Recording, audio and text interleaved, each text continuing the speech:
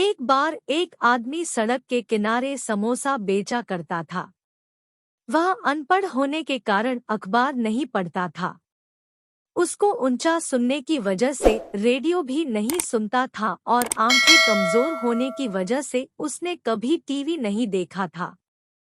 इसके बावजूद वो काफी समय से समोसा बेचकर बहुत पैसा कमा रहा था और लगातार उसकी समोसों की बिक्री में बढ़ोतरी होती गई और समोसों के लिए आलू ज्यादा खरीदने शुरू कर दिए। साथ में पहले वाले ठेले से बड़ी दुकान खरीद ली और अपना व्यापार बढ़ाने की सोचने लगा। तभी हाल में ही कॉलेज से डिग्री हासिल करने के बाद उसका बेटा उसका हाथ बढ़ाने के लिए साथ काम करने लगा। और तभी एक बड़ी घटना घटी। दुनिया बड़ी मंदी के दौर से गुजर रहा था। इस बात की सारी जानकारी बेटे ने अपने पापा को दी। आदमी ने सोचा मेरा बेटा कॉलेज से बड़ी डिग्री हासिल कर आया है, अखबार पढ़ता है, टीवी देखता है, इसलिए उसकी राय उसके हल्के में नहीं लेनी चाहिए।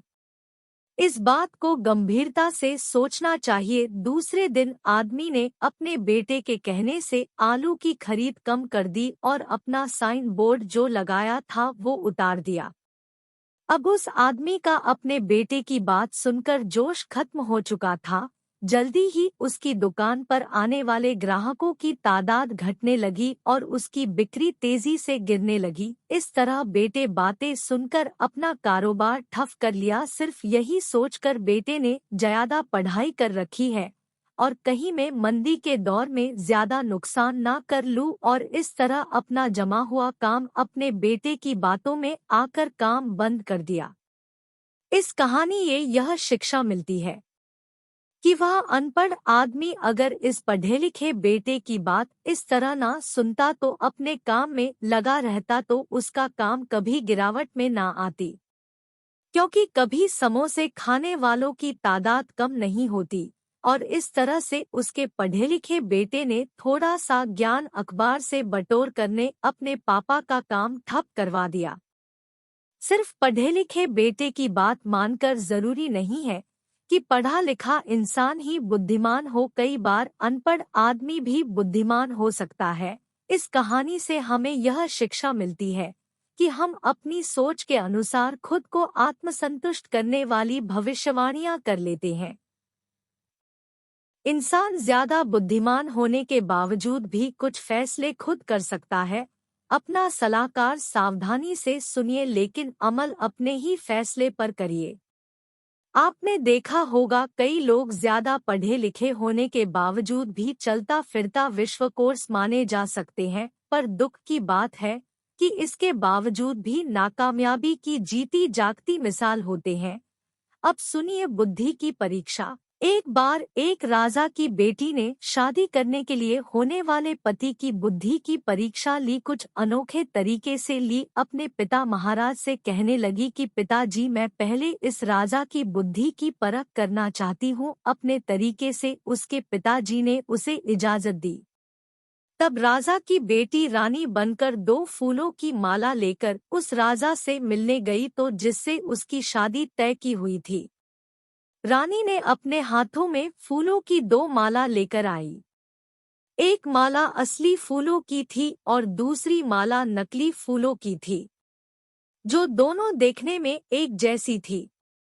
रानी ने पूछा, राजा साहब से पूछा, बताइए कौन सी माला असली फूलों की है और कौन सी नकली फूलों की है।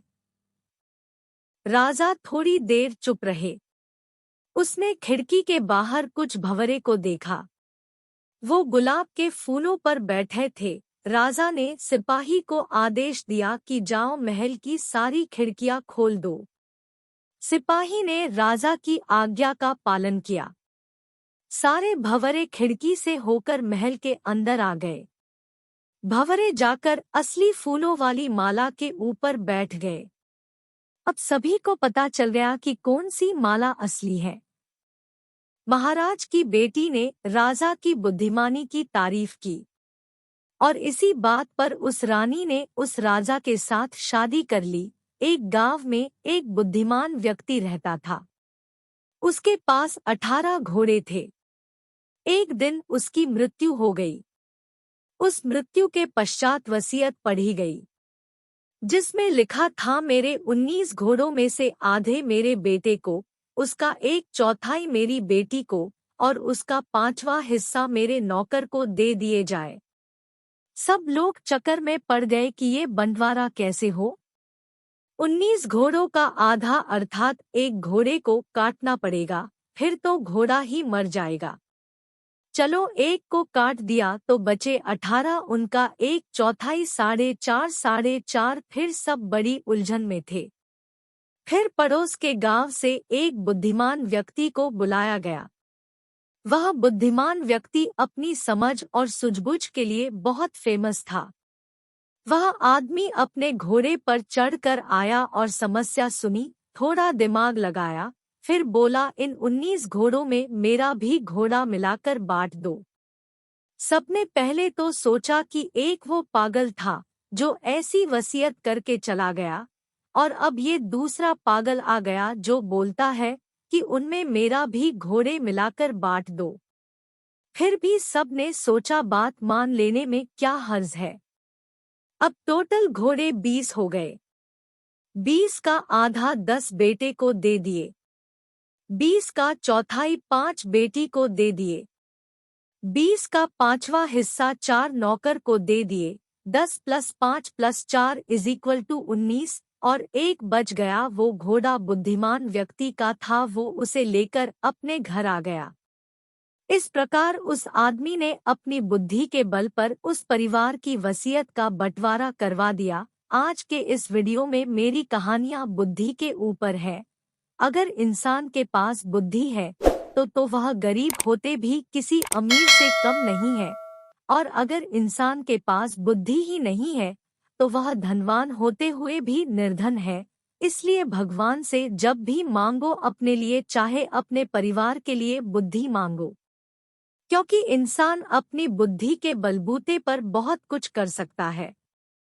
अगर आपको यह कहानियाँ अच्छी लगी हो तो आप अपने चाहने वाले और दोस्तों को ज़रूर शेयर करें, क्योंकि इस तरह की कहानियाँ सुनने से पॉजिटिव ऊर्जा का बल मिलता है और कुछ करने के लिए प्रेरणा मिलती है। धन्यवाद।